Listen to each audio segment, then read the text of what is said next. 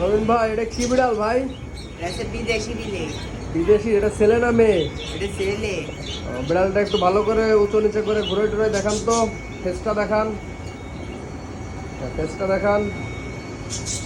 এ তো সিংহর বাচ্চা ভাই, এ কই থেকে আনিছেন? আনিছি খুলনার থেকে। বিড়ালটা তো আসলে সে, এটা কি বিক্রি হবে? হ্যাঁ। তো কামড়ায় না মনে হয় না? কিছু পাই নাই এরম জলদি, তাও কিছু পাই নাই। আরে মরে গেল। হ্যাঁ বিড়ালটা তো আসলে অনেক সুন্দর, একটু নিচে ছাড়েন তো ভাই দেখি। এর বয়স কয় মাস? এবার 4 মাস।